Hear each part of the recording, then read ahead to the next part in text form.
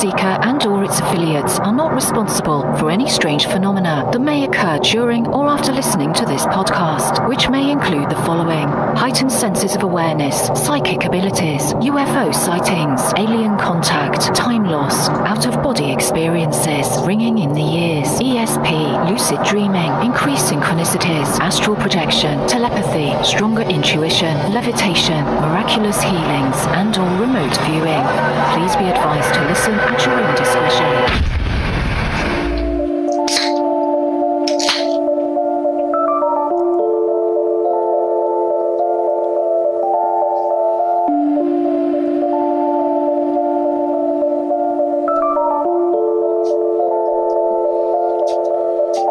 Won't you come and take me away? I just wanna be with you. Won't you come and take me away? To a place to walk on troubled seas, faith to stand when I don't believe. I just wanna be with you. Won't you come and take me away? I just wanna be with you. Won't you come? You are now locked into the TruthSeekah podcast. Gargoyles! Psychics! Everything's ungodly! Dark savage! Streaming live at TruthSeekah.com. She's not a Christian! Give it up, y'all. Your portal to the paranormal, esoteric, and all things spiritual. She's tampering in dark savage stuff! And now, your host, TruthSeekah. Ladies and gentlemen, good evening. I'm your host, TruthSeekah, and this is the TruthSeekah Podcast. It's a show with the same title as the host. Why not? Right. Welcome to the broadcast. Excited to be with you guys again today. This is episode number 2 for today.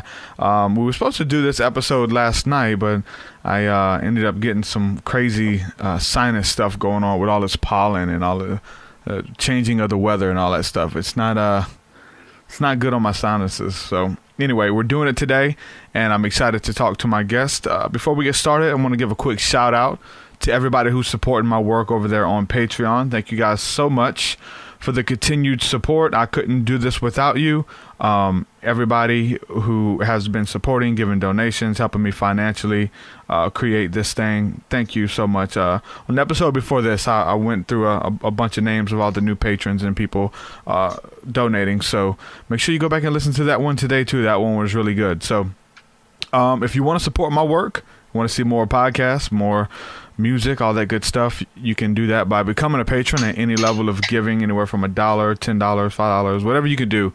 You could do that at patreon.com/TruthSeekah. There you get access to my entire discography of music, which is like 10 plus albums, and all the new music that I'm working on as well. You also get extra podcasts and a bunch of cool stuff, and get to be a part of our private community. So also, we do the School of the Mystics on Thursday nights at 7 p.m. Central. If you want to be a part of that, you get access to that too. Any level of giving gets you access to that. So School of the Mystics is just something where we build, we come together in prayer, teaching, mentorship, just kind of being there one for another, because you know what I'm saying, it can be lonely out there, man. So we wanted to kind of formulate something with the podcast that brings everybody together versus just listening to a podcast. You actually get to talk to the guest and all this cool stuff, and kind of meet the people behind the scenes. I know a lot of you guys are meeting on a community on Facebook, on the Facebook chat rooms and stuff like that, or message boards, or groups is what they're called on Facebook. Calling it everything but what it is. But yeah, we have an awesome community there. And so today on this podcast, we're going to be speaking with Joshua Fluman, aka the Gothic Disciple, and he's a member over there as well. So the cool thing is there's so many cool people that listen to the podcast and support the podcast. Like, I like to have them on as guests and kind of hear their story to understand why they feel that they should listen to or support or share someone's work like myself. So they have to be a special type of individual. So Joshua Fluman, the Gothic Disciple, what's going on, my brother? Welcome to the show. Not much yourself, bro. Doing pretty good. Glad to be on here.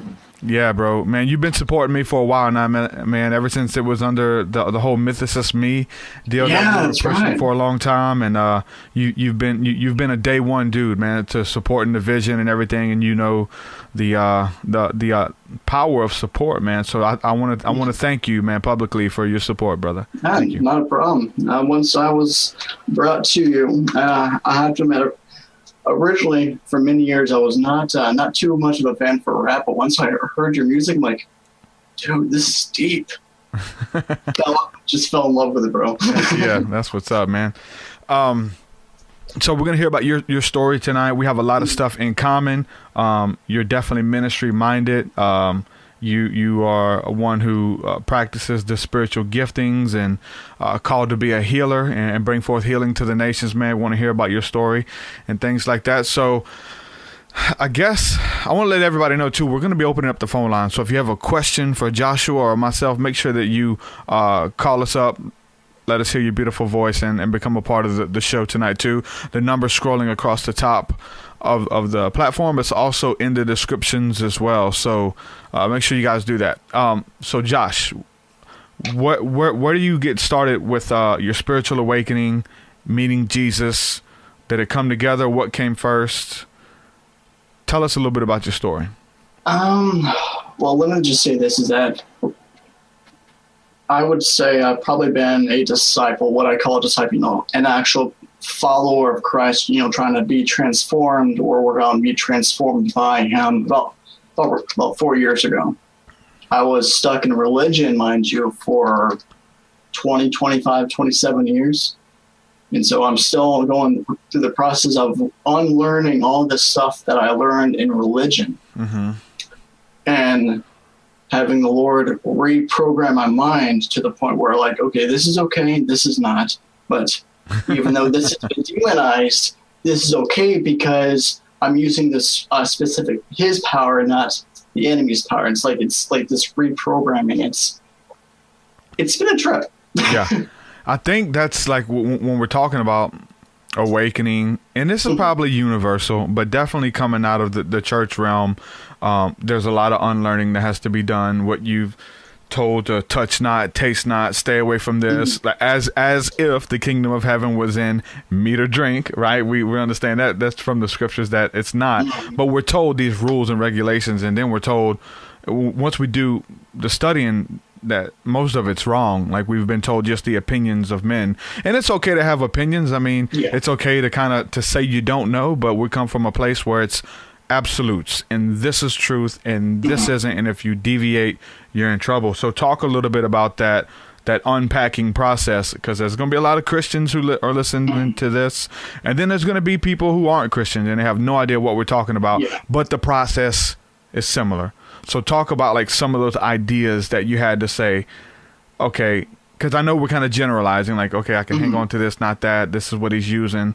But what are some of them specifically of things that dogma you learned from the church that you had to kind of let the Lord reteach you on?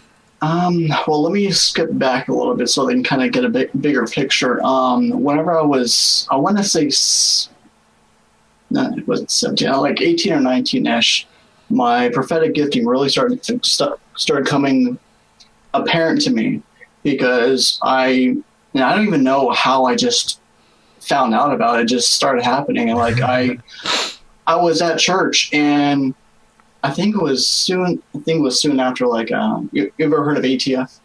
You Acquire the Fire? Oh, heck yeah. Yeah. What's the guy's name? I have no idea. Oh, you don't know? Ron Luce. Ron Luce. That sounds right. I think so. Well, I think that was like when I was 17, and I actually had a 30-second-ish experience with the Lord at ATF that prevented me from going fully atheist.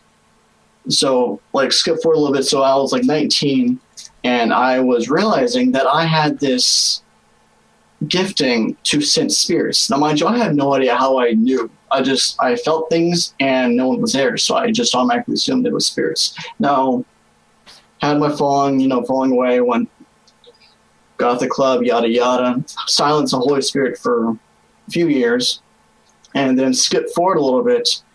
And, I just become a actual disciple. And this was probably like March or April of 2014. And actually, no, it was probably like in November of 2013, right after my divorce, because like right when that happened, like my prophetic gifting just came on full force. Like I knew things were going to happen in a certain month. That came to fulfillment, and that continued for like 2 years. So that was almost like me waking up, because I had no prophetic training at all, period. So I was saying this thing is going to happen, and it happens. Or, I didn't really say, I was very generalized. Like I would tell my dad or my parents, oh, something's going to happen in this month to me.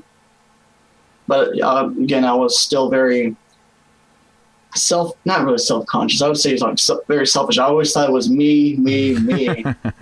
Yes. And I remember during this process, I was at my sister's birthday party. It was September. I was near the end of a month-long fast, and I had always wanted, pride myself and wanted to give my parents their first grandchild. Once I realized that, just went through a divorce, that's probably not going to happen. In my heart, I released her to be, to give my parents their first grandchild. Right then, the Lord said she's going to get pregnant and have a child. Almost a year later, she's having that child. Now, during that time, there was a time where the Lord would say 5 months. Then 5 months later, she announced that she was pregnant. And then, like a little bit after that, the Lord says it's 6 months. And then at that 6 month period, he was being born, and he was like, I think it's like 5 or 6 weeks young, preemie. Everyone was freaking out that he was a preemie, and due to like a complication with her pregnancy. And I'm just perfectly fine. Like, he is going to be okay. My family was like, how do you know? Like, because the Lord would told me if something went wrong. Went home, prophesied, prayed, interceded for like 30 to 45 minutes that everything would go so smoothly the doctors and nurses would be amazed. Next morning, birth goes smoothly, doctors and nurses are amazed. Now that kind of continues as I grew and matured in prophetic. Now, mind you, I'm still very very low on the maturity, because I have a mentor that's like 6 years my junior, but he is a lot more mature than I am. So like, I'm learning all these things and all this stuff that's going on that I know about, or all these different little areas that the Lord's training me on, like how to understand my dreams. Yeah. How to understand visions, that he gives me, or that I see. And you had no training, nobody up until 2014. No. Okay. No. 2014, I actually started going to a church that's the pastor is actually a world renowned, or actually he travels around the world, but he's really mainly nationally renowned. And the Lord kind of used that as my prophetic training a little bit, or actually a lot, because, I have never grown so much in that 3.5 years I was there than the 27 years prior. So it's all just like kind of, he showed me how to understand that, all the different symbolisms of different things in my dreams and in the visions, trying to, I don't want to say control, but be able to see when it's my imagination that's going crazy because I'm just doing something, versus that's something that the Lord's given me and this is what's going to happen, or finding or seeing something that I think is accidental, but realize, wait a second, that was a vision, and then speak into existence. Yeah, that's the tricky part, right? That we're not taught.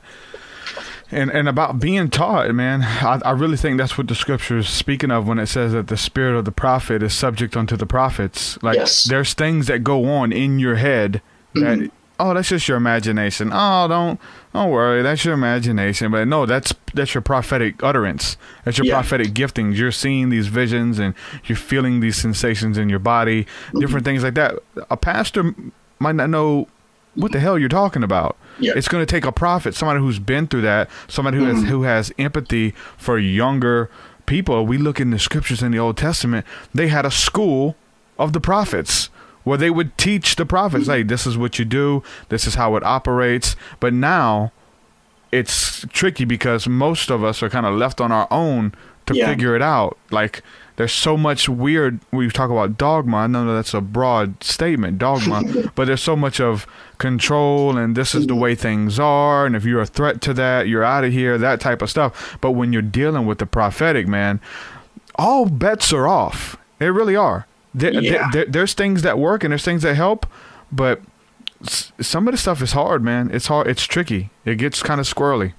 Especially whenever it has to do with a fellowship that doesn't know anything about the prophetic, or it doesn't even know it, and then mind you, I didn't have this happen to me, but I've heard of different people finding out, that they're either prophetic, they are called to hold the office of a prophet or hold the office of a seer, and they're having all these things happen, and the things they know, and then the church kicks them out or gives them a hard time because he's like, you're a psychic. See, there's a difference there. Psychics use the wrong power, the wrong energy, and they don't use Jesus as the door. Versus, seers, prophets, anyone who has that prophetic gifting.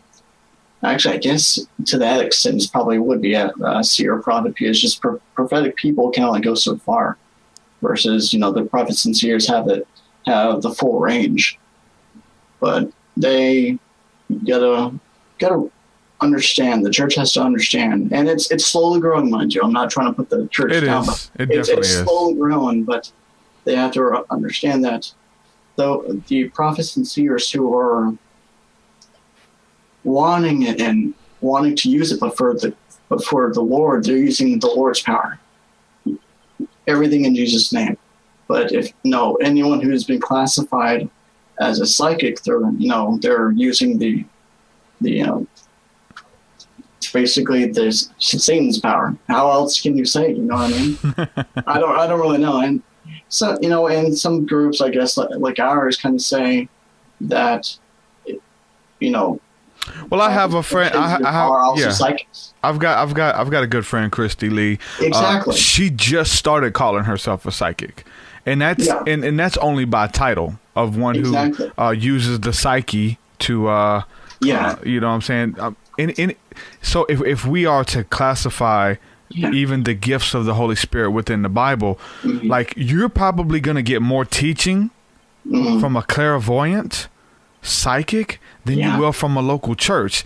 That's a sad thing for the church realm. Yes. But the way the Holy Spirit speaks, there's not a lot of teaching on it biblically. We can say that a lot of it is we get examples though. We get examples of the still small voice. We get examples of the feeling and of seeing and being able to smell and feelings in your body. Like, that's clairaudience, clairsentience, clairvoyant, clear vision. Like, this is something that's commonly known in the psychic world. But when we start talking about this stuff in the church, it's because of the terms.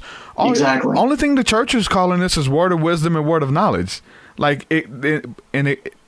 there's other ways to interpret it and ways to receive it. So that piques my interest to, like, hold on, Jesus is talking about being clairvoyant, or you know what I'm saying, clairaudience, being able to hear. He knew their thoughts. Exactly, 100%. Whenever I read that, like, I don't know how many times I had gone over those verses, but whenever there was a time, it wasn't last year, it was a couple of years ago, where the Lord had me read over all four of the Gospels. Like Matthew made me read it 7 times before he graduated me to Mark. And whenever I stay in Matthew, bro.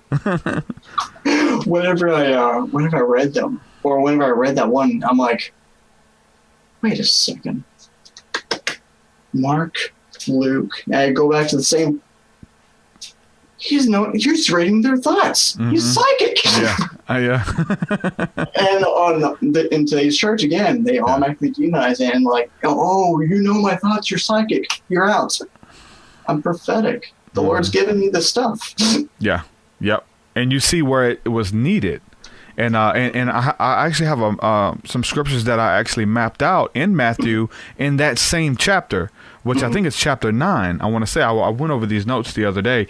Sounds about right. I think so. I've got it written down. But he talks about, and it was, the Lord had me go back and read Matthew and show the importance of spiritual gifts and why we need them and write down the examples. And I came to that instance or whatever, and it showed the word of knowledge that came forth, and then it went on to show that a miracle came forth, and then he was able to win them over through the signs and wonders, and then they all began to glorify God when healing and a word of knowledge came forth and stuff. Yeah. And this was like something that he used, and then we see it, you know what I'm saying, being used more times in the scriptures as well. And it shows you the need for it.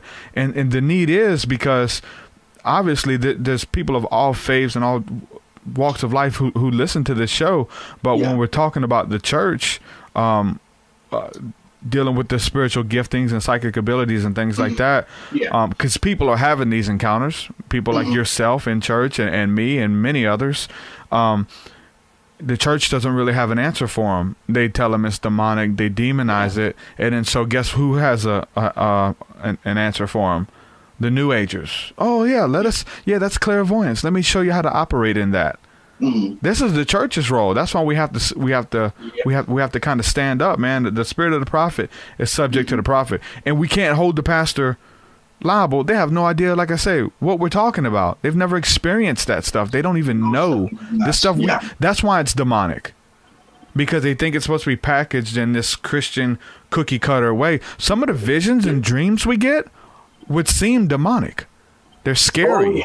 They're nightmares. There's people being ripped apart. There's earthquakes and famines and snakes and alligators and all the symbolism that prophets get in their dreams, man. Yeah. They don't know what we're talking about.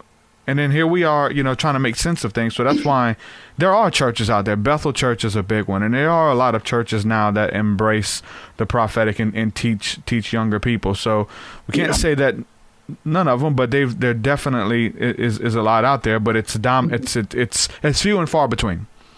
It's not, you can't just go to any church and say, hey, I had a dream last night that this happened to the church and I feel like it's a sign from God. They'll rebuke you and send you packing. Especially the religious churches. I've had it happen. Yeah, definitely. Ouch.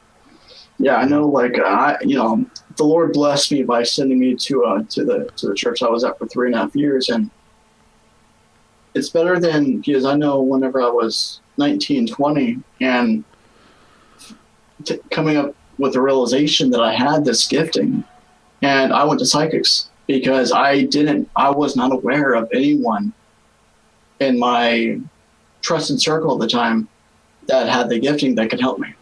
So of course, I did the only thing that I knew how to. Wasn't the greatest idea, but whatever, it got me to where it eventually got me to where I needed to be. So now, I'm functioning correctly, and I just wish that there was more avenues for those who do have the gifting, and it's getting out there. Just sometimes it saddens me that it's not as much as it should be. But no, that's the main idea of my channel, is get people broken from religion. You can't think of everything that happens these days. Like, oh my gosh, that's demonic. Look at it. Do you know your father? Okay. If you know your Father, look at what look at what's saying, or what he's saying. The event that happened, does it look like a characteristic of him? No, it doesn't. Mm-hmm. Look at it again. Pray to him. I've noticed that a lot of times when they're not sure of something, they say they pray, and they really haven't. And it's laziness, but you still gotta love them and kind of push them and teach them the correct way. Yeah. It sucks because like a lot of times there's a threat there. Like you actually become a threat to their structure. So you have. I say this all the time. You now have what they used to have. Like they had that fire. God used to speak through them. Now they just kind of going through the motions. They know how to play church. They know how to move a crowd. They know how to give a good message or whatever, right? You learn how to do these things. And so when a young person comes and they have the fire of God and God's really using them, when they pray, things happen. When they speak to spirits, they leave. You know what I'm saying? And so people in the congregation naturally will kind of gravitate towards that person. And the pastor, the deacons, they're envious of that. I'm telling you, man, it gets crazy. I've seen it happen. With me, you know what I'm saying? Not just me, but I've seen it with other people too. And you become a threat because now we're not looking to the pastor, we're looking to brother so and so in the congregation, and they have ways of stopping that, and it's usually ghosting or pulling you to the side or asking you not to pray for people anymore, like all kinds of stuff, Yeah, I've never had that happen to me, and I'm glad it didn't. Yeah, some people don't pick up after that. Yeah, they stay wounded. Yeah. Wow. And I'm pretty sure, and I'm actually not pretty sure. I know that once that happens, that creates a bad. What's that word I'm looking for? Bad wound towards the church. And I know that's probably why a lot of people don't even go to church, period, regardless of what kind of gifting they have. There is a wound, and they just automatically think that that's what the church is all about, and they don't want to go back. And that's that's another thing that's really difficult, is finding that church, that fellowship that we're supposed to be with. But also remember at the same time is we're human, we make mistakes.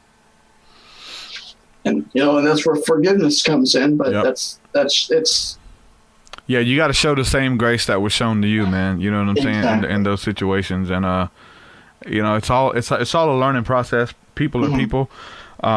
So it's about learning from that stuff and moving on as quick as you can, and not trying to operate out of hurt or out of. I mean, you learn. You have to guard your heart. You learn to guard your heart. That's good.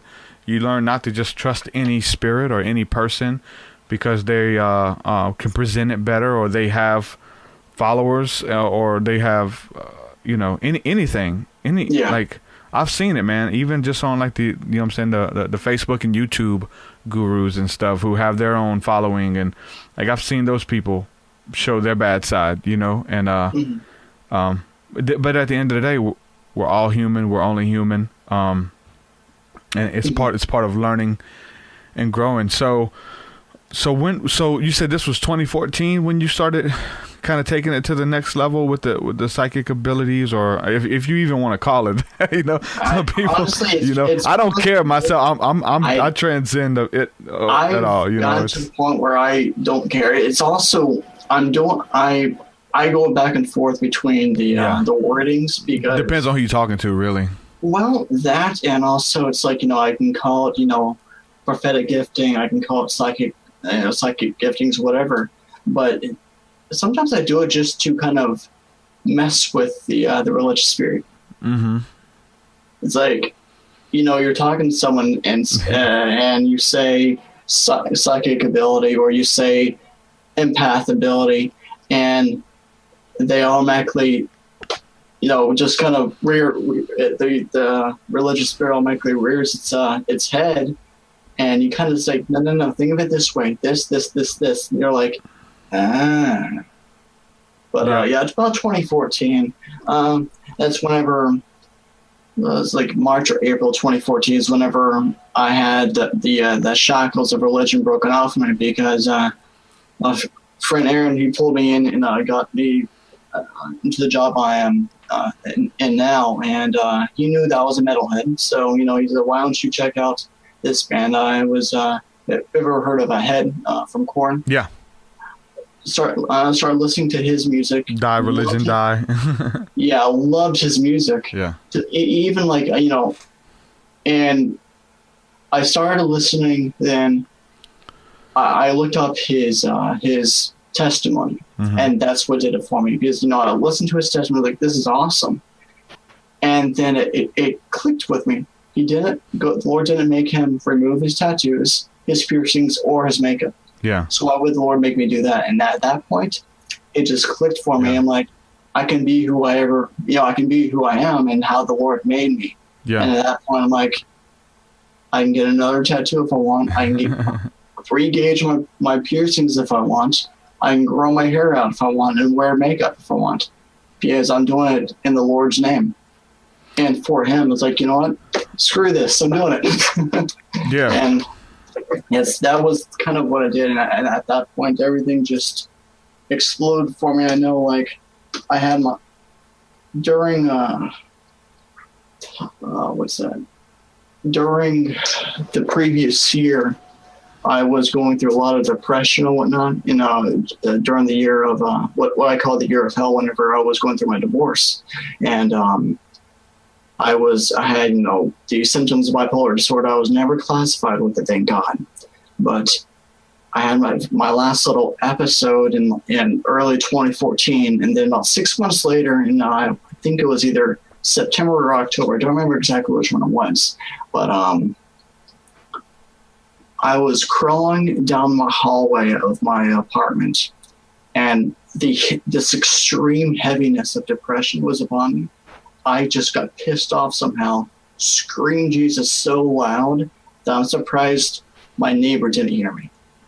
Right when that happened, instantly all the depression left, and I haven't dealt with it since. And so, like, at that point, like, okay, so this, like, I can now combat depression and do this and do that, and at the same time, all my dreams are coming full throttle. I think it was 2015. I had a season during the summer where I was having 3 or 4 dreams a night. I must say, though, that other than like knowing when things are going to happen, visions and dreams, there are some giftings that we have that I didn't really get to experience until like later on. So it was a trip. But I'm still learning, bro. Yeah, exactly. Mine started what, maybe 2003. In the church realm anyway. It started way before that, when I was into dark witchcraft and stuff like that, getting into that. But as far as the prophetic opening up in the church, learning it was 2003, and I'm still learning.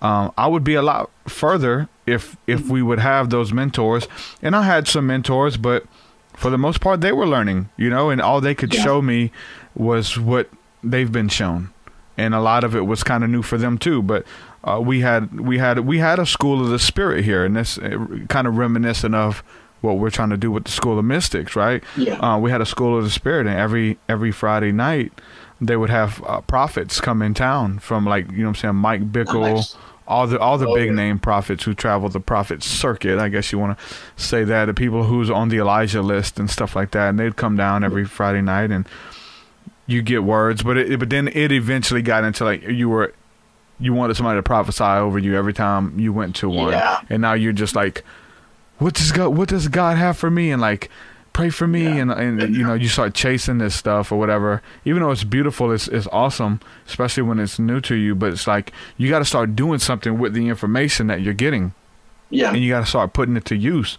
If you don't, it's going to become stagnant, and you're not going to grow. And actually, and able to get to the next level.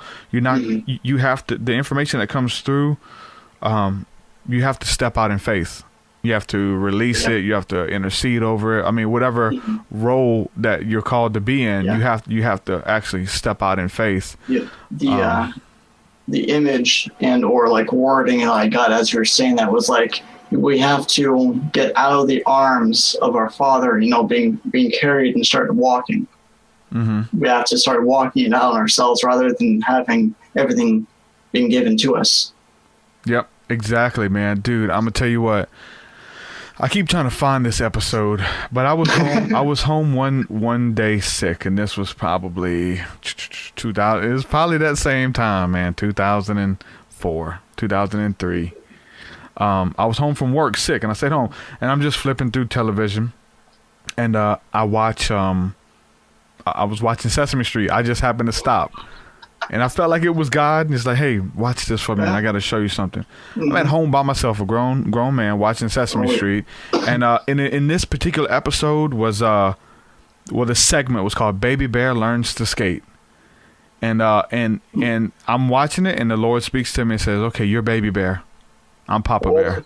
Oh, that's good. Oh, God. He's like, okay, put on your skates. I don't know how to put them on. Can you help me? Sure, I'll help you. He picks him up, puts the skates on him. He's like, okay, we're going to learn to skate. He's like, no, I'm afraid.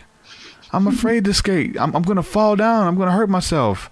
Oh, if you fall down, you'll be okay. If you fall, I'll catch you.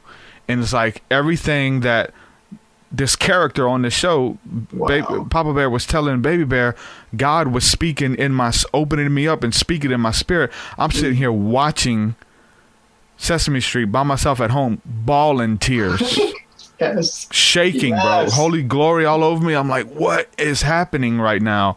And like from start to finish, he's just like reassuring them. I'm scared, Papa. I'm gonna fall. He said, look, I'm gonna teach you. I'm gonna hold your hand, but eventually you're gonna soar. You're gonna go out there by yourself, and you're gonna be able to skate all you want, and you're gonna be able to do it without me because I taught you. And I was like, oh my God, I'm getting chills thinking about it now. That's but awesome. It was so prophetic, man, and it was like the beauty that God uses whatever He wants to talk to us, and if we'll listen, He'll speak through any circumstance, any situation, and any person, man. That's the beauty of this dance that we're in with God, is that He uses everything. So then the psychic stuff doesn't look that scary anymore. I'm able. I co-host a psychic talk show. I run the boards and everything on Christy Lee's show, but she lets me come in. And I'll give prophetic words to these people, and I pray over them in Jesus' name. And they start crying. They get healed. I'm on a psychic show, man. You know what I'm saying? And it's about transcending the labels or the fear that, oh my God, people are going to see me on a psychic show and they're going to not follow me anymore, or whatever the case is. But it's like, we have to be strategic. We have to be wise as serpents, man. Harmless as doves, to kind of be able to move into these realms, man, because people are dying and they're not going to church, man. Church attendance is down so much, and the church thing is like, at this point, us four and no more. Like, we have our club, and if you don't do this, you're not in it. You have to. I have to feel like I have to put on a monkey suit and go be somebody. I have to be a hypocrite most of the times to go to church, like, because I have the word hypocrite is playing multiple roles in a play, and I feel like I have to put on a mask to go there. And if I was to be like, hey, what do you do? I do this, I do that, I do a podcast. You talk about aliens? Yeah. You talk about psychedelics? Yeah. You can't do that. Hey, brother, praise God. Hey, man, look, God's good. I want to tell you, He's doing a work in my life. You have to like put on this role, and that's not of God at all. You're trying to be somebody else when you are fearfully and wonderfully created. He put those things in you for a reason. You're into tattoos, you're into art and creativity and makeup and things like that for a reason. You know what I'm saying? But we have to find out who we are, man. And but that's the key, because once we find out who we are, then nobody can tell us who we are, because we already know. And somebody tries to call you outside of your name or call you outside of your character, you won't respond to that, because that's not who you are.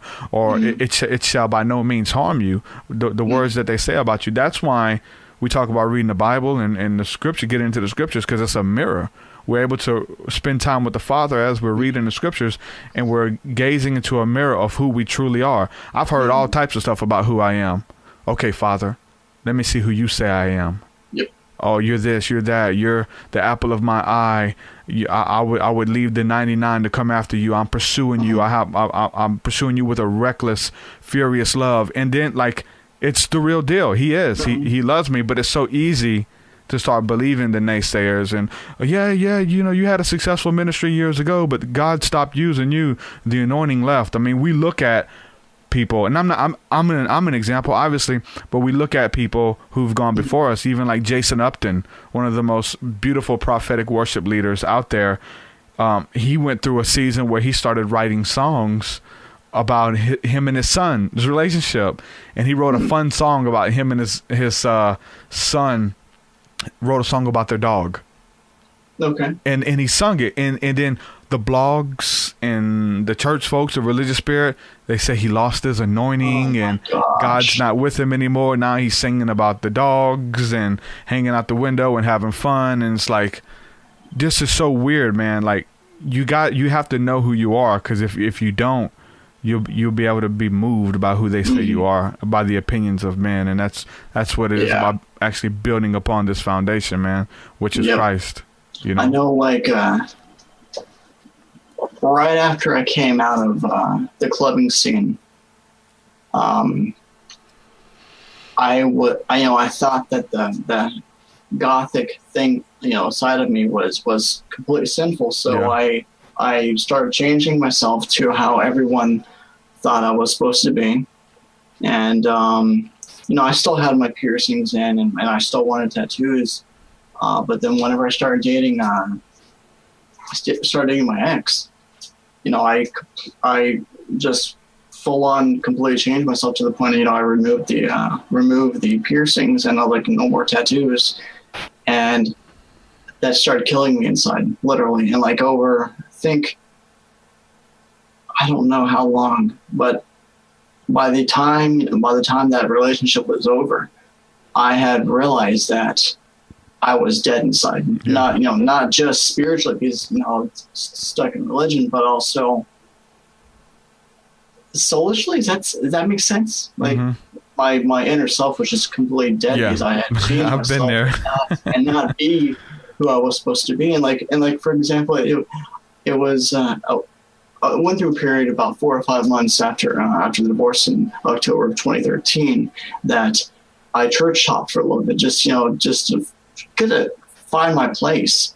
And I started going to this one church that my parents had suggested we try, and it was okay. It was all right. And I think it was one Wednesday, went there. I had my spike bracelet on. I think I had.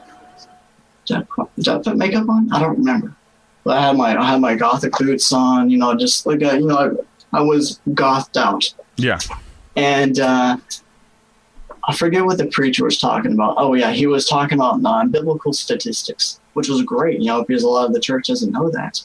And at the end, he's like, I feel like someone is wanting to come back from the occult. I want to give the opportunity for someone to do this. I'm like, oh sweet, yes, excellent. Watched. Nothing happened. So I'm like, okay, people need time. People need time to come out. Yeah. So he went to the back of the church. As he greeted everyone whenever they're leaving, and I came up to him like, I want to thank you for giving those statistics because not everyone knows that. He looked at me dumbfounded. It did. I think it was either that night or 2 nights later, I realized he was talking about me. Man, I used to hate that, going up to the altar for prayer, and then they're trying to lead you to Christ. It's like, hold on, dude. Been walking with the Lord for 8 years, bro. Like, what's the deal? You know what I'm saying? That's funny, man. I tell you this, though. I got a story for you. Okay. If anybody wants to call in and join the discussion, you guys can do that too. I've shared this a couple times, but I think it's fitting. My brother-in-law, back when he was in high school, he was in the Demon Hunter. He had the Demon Hunter T-shirts and all that stuff, right? And their symbol is it's supposed to be a demon head, skull, with a bullet in the forehead. Like, I've actually got Demon Hunter tattooed on me for those watching. This is in Kenji Oriental Demon Hunter. there for cool. people watching on video. But he went to this church. It was a backwoods church in Backwoods, Alabama, a tent revival or something. And he goes there with another friend who listens to that kind of stuff. And he visited with a friend, and they called him out. They said, "Hey, son, how do you have the audacity to wear that shirt in church? That shirt with that demon skull on it. You should be ashamed. You should know better. The power of God's here, you know." And he's like, "No, this is a Christian band."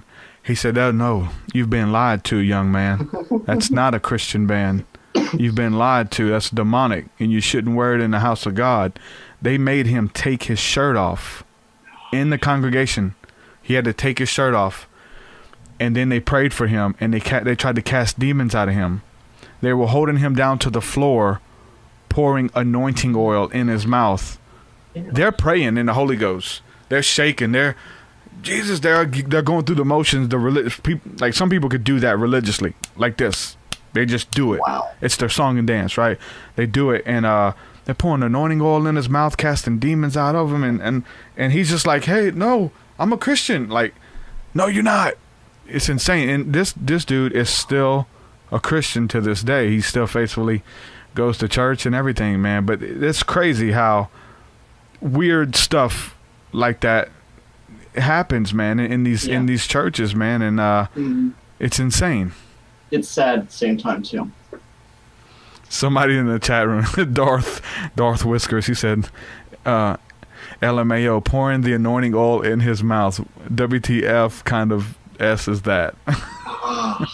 Yeah, dude, we've seen some weird stuff in these churches and in the prophetic realms, man. And then some people use it for manipulation. Yeah, you know, they know how to do that to shake you out of your last dime. You know, it's crazy, man. It's crazy that the stuff that we've seen in the churches that are not of God, and I can't go there and sit quietly anymore. Like, I couldn't do that. I couldn't go there and watch it now and be okay with it. I have to say something. Like, I've done that. I've protested outside of churches. Like, I've been through many different phases, man. And I've been a rebel of those who preach stuff contrary to the truth, and I've done all that stuff, right? I've tried those who claim to be apostles and are not, but are false prophets, like the Revelations. You know what I'm saying? I've done that, and it gets so weird, man. It comes down to simplicity, though, bro. You know, it comes down to just the work that God has done in your heart through Christ, man, and that should be available for anybody who you're dealing with, regardless of religion or regardless of race or creed. And so, with you being obedient to the Holy Spirit, He could send you places that nobody is gonna reach. That nobody you're gonna be able to win people to His glory that would never step a foot inside a church. I mean, look at something as I'm hosting this podcast from my bedroom, and I've been doing it for a long time, you know, and it's finally getting wheels behind it. You know, it at first, like, it was a stumbling block for me. You know what I'm saying? Because I would come here and we would do these podcasts and talk about this stuff, and then they would talk about it at church without me. Like, hey, you know, TruthSeekah's talking about aliens and talking about this and talking about that, and so I didn't know who I was. So when they would talk, like, I would believe them, or I wanted to be accepted so bad that I was willing to act like I don't like aliens. Oh, I'm not into that no more. And it's all Jesus, brother. All God, brother. And I would do that. Like, I would throw away my books, Manly P. Hall books. I really love Manly P. Hall's work. I would throw his books away, or anything that wasn't Christian. I get rid of it, and I try to present myself back to the church people to be accepted. And they would have me back, but then they would still kind of look at me sideways and stuff. But like you were saying, you felt like your spirit was dead. Like, I'm like, man, this ain't who I am. Like, I'm into this stuff for a reason. Like, God has put these feelings within me for a reason. And me, I feel like I'm running from my calling, and I feel like I'm running from God doing that. And that was even early on with the way I look, my appearance, my dress. You know, I went to the clean cut, you know what I'm saying, hairdo and no tattoos. And like you were talking about, Brian Head Welch was a a huge stepping stone for you to embrace who you were, and seeing him doing it so well, it come down to that for me. It was like a fork in the road. Okay, do you do the things that make you happy, that God that you feel that you're called to? You like these things for a reason, or do you quit listening to the metal, quit listening to the rap, listen to nothing but worship music, and try to be one of the beautiful people, essentially, right? And yeah, you have to find out who you are, man, and that takes years for a lot of people, you know. And then you have to, once you find out who you are, then you have to get to a place where you're comfortable with being the person that God called you to be, you know. Oh yeah, I know. There are times when I go couple weeks, a month straight listening to only worship music, and that's not something that I try. Like, and then there are times whenever I go a month straight when I just listen to a lot of different metals, but I still throw on, you know, the worship music just because, you know, I'm going to spend time with Jesus. There's a time for all of it, man. Time for peace, a time for war, a time for warfare. Like there's times for all of it, and we're in different moods. And I'm the same way, bro. I listen to a lot of heavy stuff. I listen to a lot of 90s alternative music, honestly, right now. Just for a long time. It just brings me back to a simpler time. And I just really love the music I grew up on. I listen to a lot of that. But yeah, I'm with you, man. And it go from anything hard screamo to stuff you can barely understand to the most beautiful psalmistry, worship music imaginable. Yep. The Lord brought to memory just a little bit ago of a way that He broke a fear of mine, because I had a fear of aliens for 25-ish years, maybe a little bit longer. Yeah. And the way that started is actually interesting. Whenever I was 6, for like 25 years, I had thought that I had nightmares, but it wasn't until about 2 years ago, right before the Lord started me to study demonology. You know, I'm like, you know what? I'm going to start working on my fears to get over them. And the first one that came to mind was the fear of aliens. It's like, you know what, Lord, show me. I prayed for 2 months. Lord, show me the nightmares. And after about 2 months straight of this, it hit my spirit one night. What if those weren't aliens? And I thought, and it hit my spirit. What if I was seeing demons? What happened whenever I was 6 is my parents put up a poster of E.T. in my room. Yeah. I thought nothing of it. You know, most people wouldn't. But something about that poster, I saw demons for a while, and that scared the crap out of me. Yeah. And, you know, they took it down, and the vision stopped. But, you know, for 25 years, anything that had to do with aliens, I loathed with a passion. I even, to the point, I seriously, jokingly would tell my friends, if you ever walk into my house dressed as an alien, you will be shot at. That's how extreme the hatred towards it. So I think it was about last year-ish. I'm like, you know what? I need to get over this fear of aliens. And so I went straight to the source. Went and bought.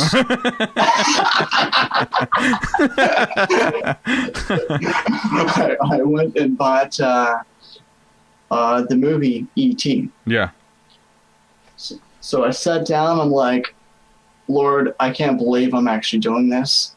I need you to give me strength. So I watched the entire movie, and like, mind you, there are some points in the movie I'm like this on my bed. I'm like, especially when I saw because I remember, just to give you an example, whenever me and my ex were still together, we went to, I think it was Universal or something like that. Yeah, they had the ride and stuff. She talked me into going on that ride, thinking that that there would only be like 1 or 2. We go through that freaking ride, and there are ETs at every single curve. Yeah, all the little ones. Yeah. I'm like this. I'm like this on my legs. just watching, I'm like, oh, like I wanted to just pull it like and shoot the ball. And we get out of the ride, and she's like, I am so sorry. But watch that movie, and now since then, I can walk through. Did you watch my new video? Which one? Did you watch my new video I put out yesterday, Alpha? No, not yet. Go watch it. Yeah. Make sure you have some lights on though. It's an alien. I ain't worried about it. I can walk down the hallway with it being pitch black with no fear. Yeah. I actually bought the Alien series, all 4 of them. Yeah. Watched all those. I'm like, nothing. It's like yes, thank you, Lord, for removing that fear. But it's so weird how that happens, and it's having any form of fear like that is just not godly. And I love how he works to get those fears out of us. It's awesome. I'll have to watch that because I've actually been waiting to see that because I don't like spoilers. I like to listen to an entire album all at once, and so I'm like, I want to watch that, but I don't want the spoiler. Yeah, I had to go through some stuff similar to that as well when I was having all my UFO experiences or whatever. You know, I would see lights come in close down above my house, man, and it would freak me out, you know. And I have my daughter with me and stuff, and it would literally freak me out. So because of watching those movies. Hold on 1 second, I gotta start this chat. Hold on, it's gonna make a noise. Cool. Okay. Yeah, I had some problems with the phone lines. Recorded live. Okay, we got the phone lines back up. My phone reset. Cool. But yeah, like I would see like fire in the sky. You know, there was another show. What was that? Communion was a big one, and with Whitley Strieber, that was. Don't look it up. I'll say never heard of it. Don't look it up. But I took some of those scenes and kind of reworked them into that new video. So definitely check it out. But no, I had some instances like that were pretty crazy that I had to get over that fear. Yeah, I'm pretty sure. Like in the back of your mind, like even though you wanted something to happen, you want to make contact, but then it's like, oh Lord, I'm figuring to be taken away and never be brought back.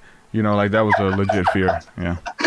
Yeah, I'm pretty sure like getting over that fear was like one step of seeing into the spiritual realm. Because, you know, whenever I mentioned that thing on Thursday, I'm pretty sure that was like the first demon I've seen probably since I was 6. I don't even remember that. Yeah. So the fact that I looked over, see this thing crawling, like, did I just see that? Anything else that I've seen, like, you know, it's always been, well, I guess what they call shadow people, always in the corner of your eye. Yeah, somebody was asking about that. Adam was asking about that. Yeah. Those are the only times I've actually kind of caught something. You know, you see something in the corner of your eye, you move, and you turn to look, and there's nothing there. Yeah. But to see that thing there, that Thursday, I'm like, what the crap? Yeah. So that was. But I'm pretty sure that was just like a stepping stone of getting there. But all in his timing, and I am not in any rush, because I know of people that see in that realm 24/7. They say it can get overwhelming. Yeah. Oh yeah, they drive you mad if you don't know how to. I mean, just think, we're talking about having someone to talk to. Oh wow, I'm reading some of these comments while I'm trying to hold a conversation, and Carolyn says that she had I'm so scared of communion, I had to hide the alpha pig truth because I was scared of it. It is kind of, you know what, and I don't want. I'm the last person to push a fear of aliens. Like I'm for the one. Let's make peaceful contact. You know what I'm saying? So it's funny that I did one that was more of kind of based off of a horror spin on it. But But it's interesting. I want to do a podcast. I mentioned this earlier. I want to do a full podcast where I go into detail about that video, because like some of those scenes that's in that video, I pulled out of the dream state. Like when I was awful, the one that you just put out. Yeah, there's a scene in there with my daughter, and it was a nightmare. Scared the hell out of me. But I had a nightmare of that years ago when I first got into ufology and stuff. And but I turn around and put it in the video, man. Make something creative out of it, something beautiful out of it. You know what I'm saying? Something cool. I say it's beautiful, but anyway, make sure you check it out. Some horror can be beautiful because you look at Revelations. Yeah. And, what I Bloody can't remember book, yeah. the name, the guy that you interviewed, I think several months ago, where he says that he believes that his one of the Lord's favorite genres is horror, just because of the imagery that's in like Daniel and Revelation. Yeah, Gadawa, Which Brian I Gadawa. agree, because that was good. Yeah, no doubt. I'm gonna go ahead and jump to the phone lines here. We got a couple people on the line. I think this is brother Reggie calling from Georgia. You there, Reggie? Hold on, let's see. I'm still showing it on the screen. Are you there, Reggie? Georgia. Can you hear me now? Got you, brother. Go. Yo. What's up? What's up, brother? Welcome to the show, man. How you doing? Doing great, man. We're talking about, these crazy church experiences and church people and having it all figured out and things like that. And we have a mutual inside joke, and every time I talk to you, I go into the voice of this guy. We talk a little bit, man. Apostle. Talk a little bit about the apostle, because, dude, I use him in a lot of scenarios of how far and how seriously you can take this religious experience and go far out there. That's pretty far out there when we talk about the apostle. Talk about this guy that you met, and I ran into him somehow. I really forget the full story, but the interactions we had with this guy was insane. Oh, man. Talk a little bit about that guy. Man, this is a fun story. It was almost 10 years ago. It was actually, about 2009, so 9 years ago. I had moved from Mobile, Alabama, where I met Derek, and we met via MySpace back before Facebook was a thing, and we had hooked up a few times, and and then I moved to Mississippi, and I actually became part of a church there. But somehow, so this is kind of how it went down. A guy that I knew, and I wouldn't say I was mentoring him, but he was like, you could say he was like a younger spiritual brother, if you will. And he was like kind of bumping up to me, and stuff like that. So when I moved out of town, he called me and said, "Hey man, I ran into this guy, and he says he's an apostle of Jesus Christ." And so he started telling me how this guy came to town, and he lives off the land. He basically took a vow of poverty, and it's just him and his family and his, 8 kids or however many kids he has.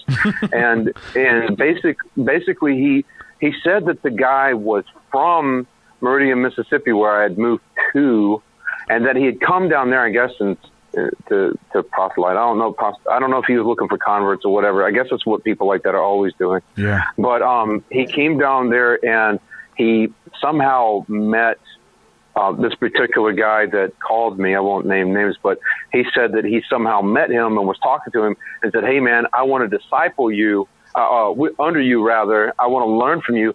And this guy who called himself an apostle said, "Okay, well, that's fine. That's great. But you need to go sell everything you have and give your money to the poor and come follow me."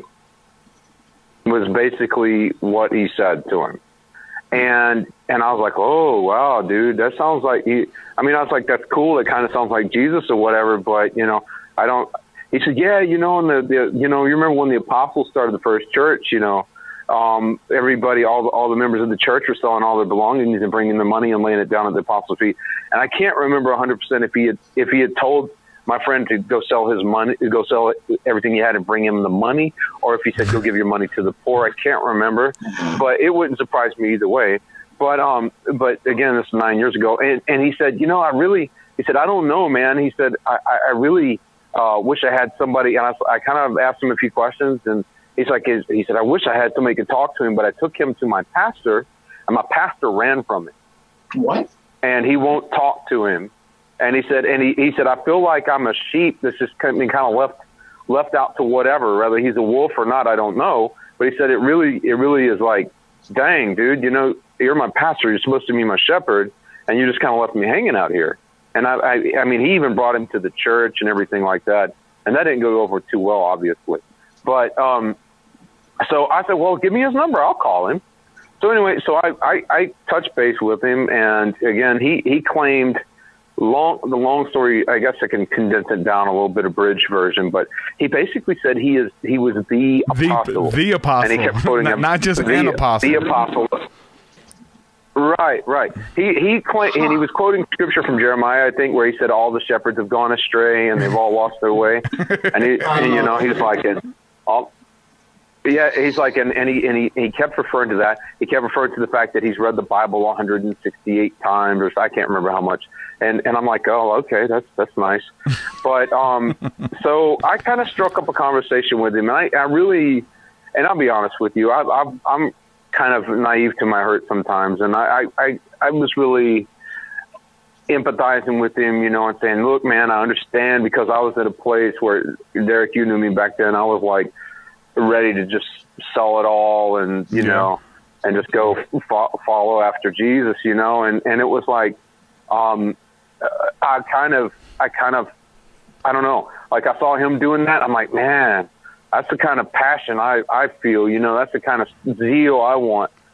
So I started talking to him and sharing some stuff with him, and I was kind of entering into a different phase of my walk and kind of going in the direction of Messianic Judaism in that time, and not so much Christianity, but that's a long story there. But he kind of basically related to me where I was, but then it was weird, man, because he was trying to tell me that God led me to him, right? But then whenever I would start telling him, okay, well, God spoke to me and told me this, and God spoke to me and told me that, and God said this, share my testimony with him. And he said, I hate to bust your bubble, but you think you're hearing from God, but you're not. And so he basically made it out like nobody's hearing from God but him. But then he's going to turn. So I was like, okay, so brother, if I'm not hearing from God, then how do I know God led me here? Mm-hmm. So that's kind of like so it really contradicts itself. So where you came into play, Brother Truth, is I think we got on the phone and I was talking to you. I was like, man, I've been talking to this weird dude. And the reason I would be telling you about it is because, man, you were like hooking me up on three-way calls with all kinds of people from all over the place. And I was meeting some interesting characters, through you. And so I was like, dude, I've been talking to this guy. He says he's an apostle. He's like, I think he's kind of out of his mind, man, a little bit. I mean, I don't know. Like, I don't want to say that, but I was feeling that, and I was feeling like something wasn't right about the guy. So then you were like, well, give me his number. I'll call him. And it went from there, man. It went from there. But that's where I think you kind of hopped in, man. But yeah, it ended up, as far your story takes off from there, but I could say that my story ended whenever, all right, so he came back to Meridian, and they had their little church or whatever. I don't know. It maybe consisted of him and his family and maybe one or two other people who sold all their possessions and followed him. But he was like, he called me or texted me or something, was like, hey, come join us for fellowship, because I was talking to him, on a regular basis. And I think he was trying to kind of, if you will, convert me to whatever he is. And so I went to my church, right? And he was texting me while I was sitting there in church. And so I was texting back. I said, well, I'm actually at my church. And he's like, oh, you've found another fellowship of truth. Well, tell us where it is, and we'll come there. Yeah. And I was like, oh, heck no. Heck no. That ain't happening, dude. Because, I mean, there's been, like, nothing but chaos. And yeah. He got in, like, a standoff with the police and stuff because his family, his kids, he made the news because his family got sick and he wouldn't take them to the hospital because he didn't want them shooting them up with vaccines and stuff. And his kids were dying and stuff. And, yeah, it was pretty intense. Yeah. I had talked to several people that knew him. I actually had people that found out that I was talking to him calling me. So I don't know if my friend back in Mobile was giving my number out or whatever. But I had people start calling me. It's like, hey, man, what did you feel from? Yeah, it's like, what did you feel from me, man? I felt like he was possessed by a devil and all this. And I was like, well, yeah. And then I started hearing stories and stuff and the kind of chaos and stuff that followed him. Yeah. And I was like, you're not coming here, man. So then he started calling me and blowing up my phone and texting me. And they left me like 18 voice messages back to back. I'm not kidding. Creepy. That band to be like a he would call. I think you let me hear him on three-way because that's when I do the impersonation. He say, "Brother Reg, it's me, the apostle. Give me a call if you want to know what God's saying." And he just like back to back. Brother Reg, I'm calling again. God told me to call you. You know, it's like, what? You think you're testing us, but you're the one being tested. Yeah, you know, and stuff like that. If you decide to repent, we'll take you back if you're a reprobate. And I'm like, I'm just like, really, dude? And so I just let him go. But I think maybe you had a few conversations with him. But it just goes to show, man. Like he lives out there in the woods, you know, and he travels on foot with his family and a few disciples that he has, and that just shows you how seriously you can take yourself. And I've gotten out there on some religious stuff, you know, wanting to be separate and wanting to give everything to follow Jesus like it was in the Bible, right? I mean, you know, we look at the Bible, and we look at westernized Christianity, and we're like, hold on, something doesn't add up. But we had this supernatural encounter with God through the person of Jesus Christ, and we know that to be truth. And so that just sets us on this truth-seeking journey from that point on. And you're open to a lot of stuff because, you know, you kind of throw off one bondage, which is the world, and those things, whatever that consists of for you when you was in the world, you give that up for Jesus, but then you receive another bondage, which is the bondage of religio, which means to bind or hold back, which is the Latin word for religion. You know what I'm saying? To bind you and stuff. So that's I'm right there with you. I'm right there with you, brother. I did the exact same thing, and I've done it, and maybe not to the extreme of this apostle, but I mean, I felt it in me, and I've done it, and I think it's just ego, man. Somebody else. There was somebody else, Reggie, that we were mutual friends, and we ran into him. I think I invited you to a Bible study that he led, maybe. He had a song called "Ha Ha." What? Oh, yes. I remember that guy. I know. Yeah. The King James only guy. Yeah, I remember him. Yeah. What was his name again? Brother Gene. Oh, yeah. Brother Gene. Gene Duffy. Yeah. Whatever happened to him? He still goes out. You know, making CDs and stuff. Yeah, he's still doing that. Yep. They go and they do street ministry and street preaching and stuff. But yeah, that guy, he's another one who just gets way out there, and you know, he's an older gentleman now, and it's his duty. And I always mess with my wife, joking, but it's a fear in the back of my mind that one day I'm going to end up like one of these guys. You know what I'm saying? Oh no! Lose everything, and then just like. Just stay grounded, brother. Just stay grounded. Just like, you know, at the end of your life, the final years that you have, you're like, you have to make it up to God.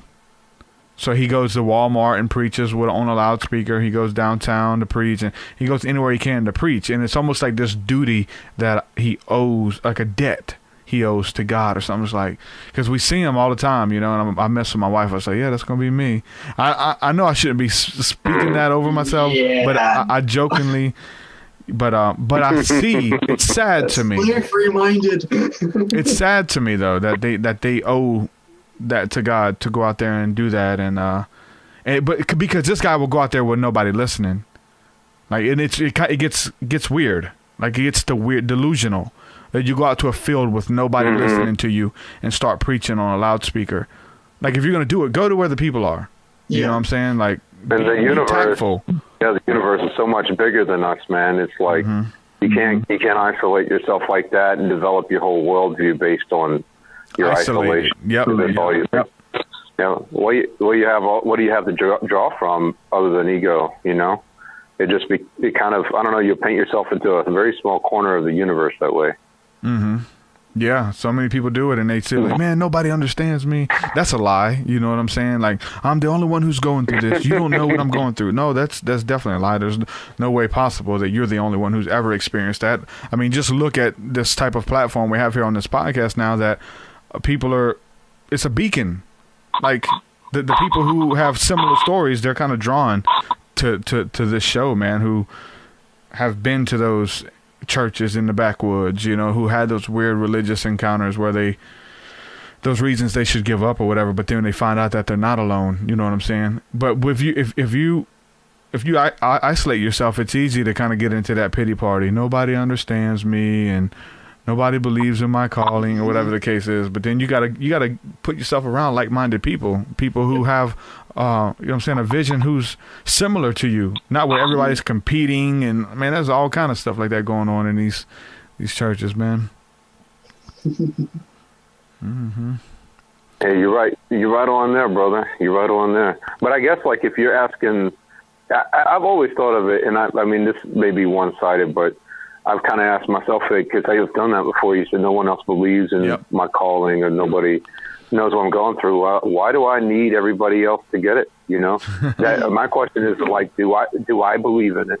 You know, and if you do, you do. If you don't, you don't. And so I don't know. That's kind of I know that we feed off the energy of others. I get that, but at the same time, I'm thinking, man, if you know, like, what you're doing or feeling called to do is, like, I have to do this or I'm going to miss my purpose in life, then do it if you do it alone, you know? And I think you'll see, like, you'll see the benefits of it come later. Sometimes you don't see it, but like, the ripple effect and the people that you're touching is really, like, you just see, like, the tip of the iceberg in your lifetime, you know?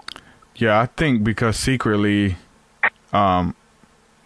us winning those people over or getting them to agree with us, and it gets harder when you go further out and away from, you know, the traditional stuff. You could be right, you know, but getting other people to kind of believe you, it brings forth like a inward validation of your belief system, and you're not wrong because you've won these many people over, or this person believes you, and you know what I'm saying. And that's the whole thing of Christendom, of trying to, like, win people over to doctrinal issues that don't matter, like little stupid stuff that people split and have schisms over and stuff like that, you know.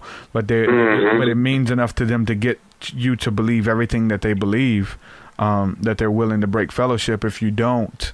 You know, that's the kind of weird stuff that it gets into.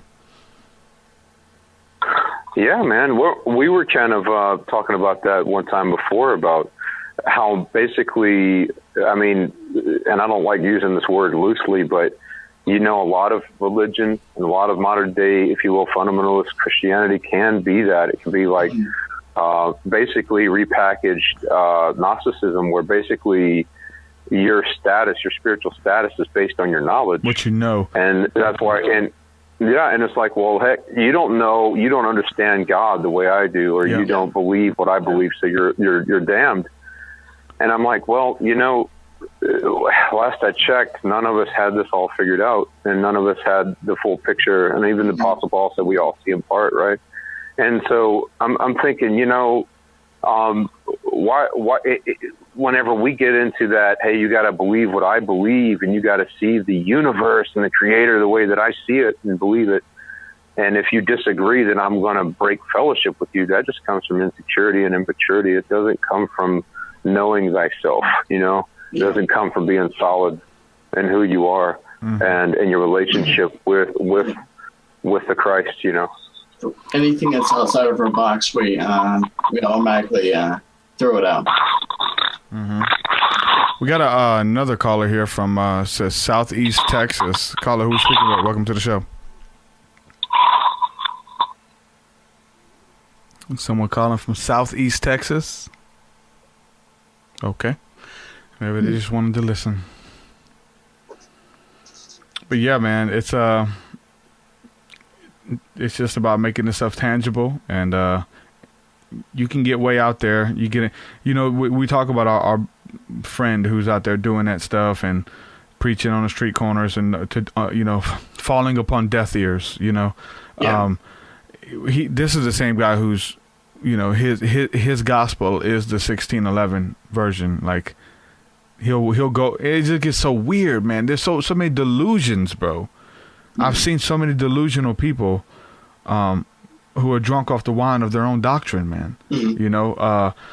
This guy, he goes up to unbelievers in the street who are drunk, asking them what kind of Bible do they have in their house.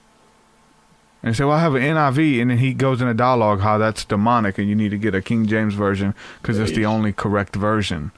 And it's like, that's how he's like, that's his plight now. You know what I'm saying? That's his, but whatever helps you get through the day, man. It's something out there for everybody, though, I guess. It helps him. He feels like he's doing his service to mankind, and you know what I'm saying? And you can't knock it, I guess, I know, like how strange it is. My two preferreds are NASB and MEV, but like pretty much, you got a Bible? Good. Read it. Yep. Yeah, I prefer, people ask me all the time. I still stick with King James, but I like to go into other versions as well. ESV, NIV, Amplified. ESV is a really good version. There's some cool versions out there. So yeah, most definitely. But with that, man, you still there, Reg? Reginald, are you still there? Yeah. Okay. Yeah, brother. Cool. Yeah, brother. I'm still here. Still here, brother. Yeah. Sorry, I went ahead and when you swapped over, I muted my mic and so I had to get over to it. So. Yeah, bro, we got to have you on here to come on here and share your story, man, for a full episode, bro. You gotta schedule it. Let's make it happen. That sounds good to me, brother. I'd love to do it. Man, hey, talk a little bit about the Green Bibles. What? No, that was you, brother. That was your joke. I can't even. No, I think you called me up and left me a voicemail, and you was talking about giving me some talking about them kids, give some green Bibles to the kids to hand out or something. I don't remember what you were saying, man. That was brother. That was Brother Wayne stuff, before he was Brother Wayne. Before he was a YouTube star, right? Yeah. So I got my channel deleted for That's going. some funny stuff, man. It was beautiful, man. I lost all that stuff. Yeah. Man. Playing with a demon. Yeah, man. That one I had cut me on my head. I think that's part of it. Some of this stuff gets delusional. I could bring that up. I'm not going to say anybody's names, but if you know the impersonation I just did, I sound just like him, I know. But we had a friend. We was in a prayer group, and I love this dear brother. We were praying for some people and stuff, and demons were being cast out. And then this guy gets up, and he's holding his head. He's like, man, one of them had cut me. Did y'all get cut? We're like, what? Did y'all get cut? Y'all get cut? He said, a demon had flew by and cut me in my head. I was like, what? I was like, man, I know we're pretty far out there, but this is kind of... Yeah. We can create some interesting fantasies with this mind that God gave us, you know. Look, man, I talk pretty about... crazy. You start telling yourself something. Go ahead. No, I was just saying, you tell yourself something long enough, you begin to believe it, you know. Which I've been victim of my own folly there too. So. Yeah, I've gotten messages over the years from having somewhat of a platform from like all kind of weird people. A lot of people who I don't want to make fun of them, but people who are on medications and who have stuff wrong with them upstairs and stuff. And I say that my music creates a safe haven for some of those people, but I think some of these churches do too. You know what I'm saying? For the delusional people to have a platform and be okay. You know what I'm saying? So there's some of the crazies who they're not just in Islam. They're not just in the New Age. They're in Christianity as well. Yeah. So I have some people who are like reaching out to me, and I had one woman, and I hate to even say this because I have fear that this woman's watching this stuff. It's insane, but I don't fear, but I don't want her to watch if you're watching. But this chick, she's like obsessed with me and stuff, right? And she was like, you know who you are. Stop watching now. All of a sudden, 10 women quit watching. Oh, you called me out. No, but this lady, she was kind of like, she would send me messages and stuff talking about the Illuminati and the Masons have ordained us to be together. and that my wife isn't the person that God chose for me and stuff. You know what I'm saying? It gets into some weird stuff, and like your mind can kind of like how fanatic can these fans get? I mean, we've seen stories and weird stuff that happens, and but no, like, and then I have had other people who message me and tell me that they're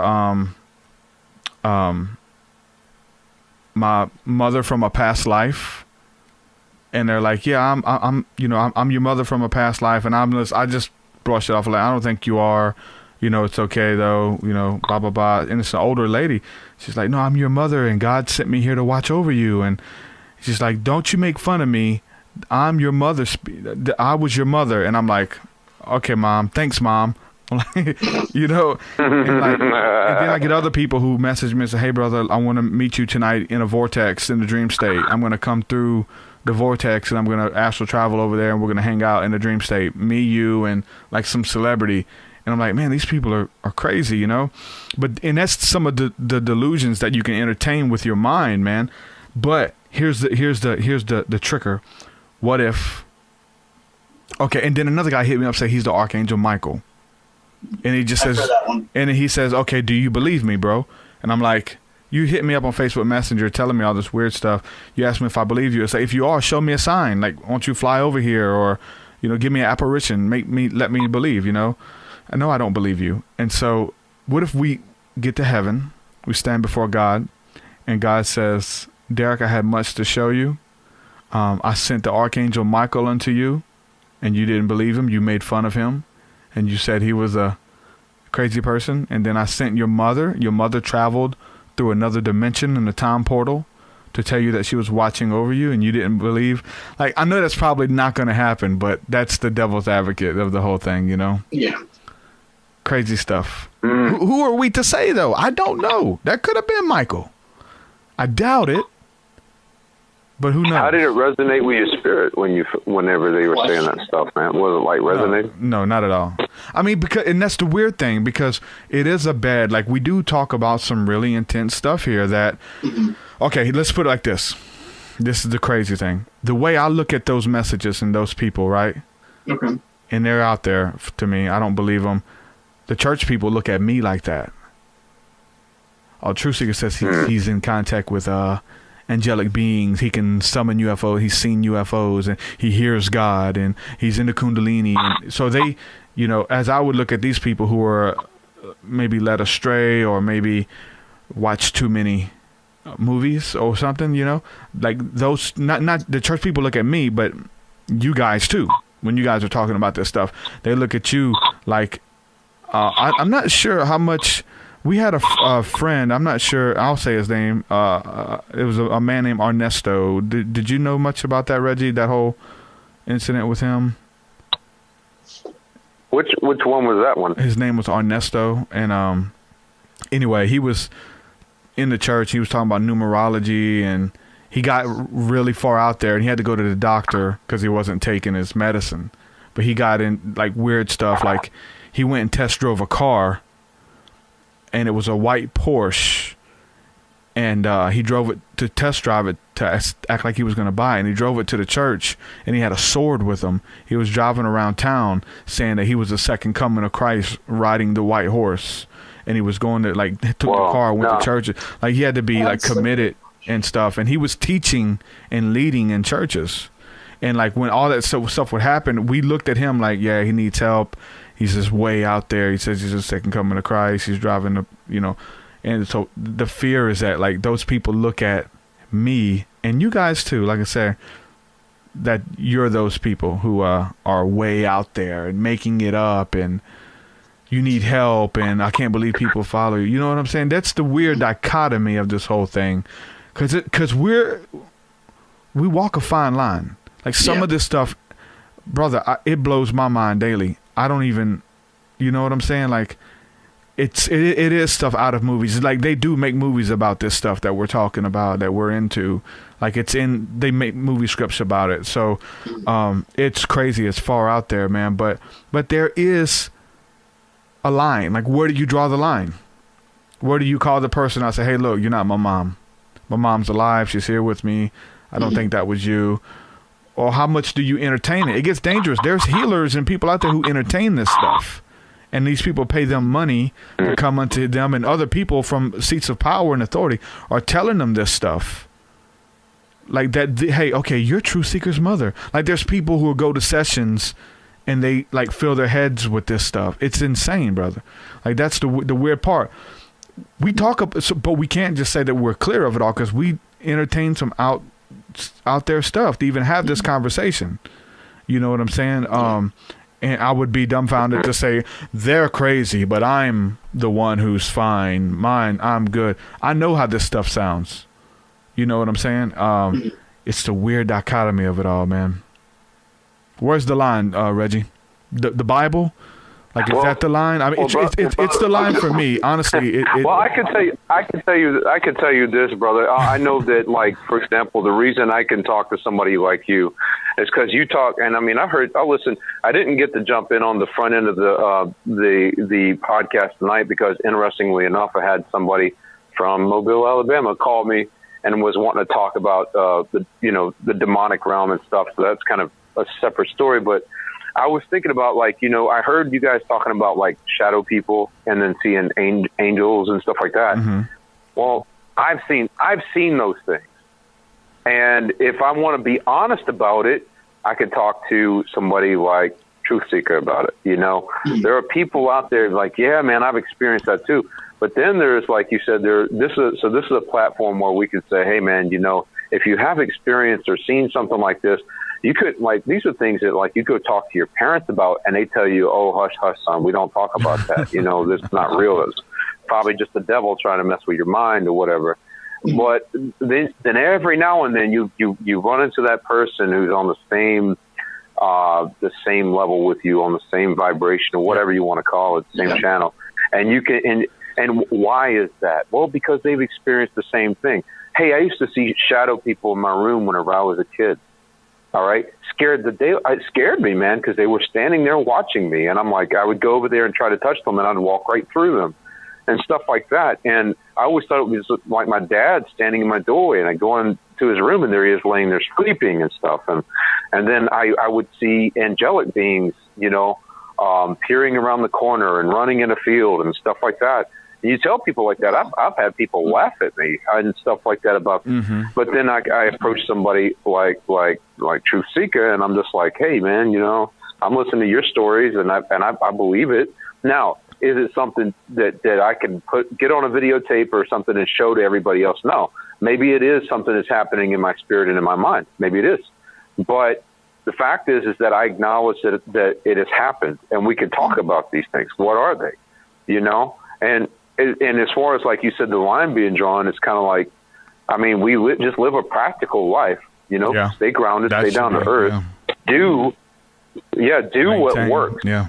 I'm not going to, is it practical to go start a monastery where we talk about these things or whatever, and only the people like us can come live there? I don't know if that's practical or not, but I mean, to have an avenue where people who are dealing with these questions and stuff and thinking, man, am I crazy?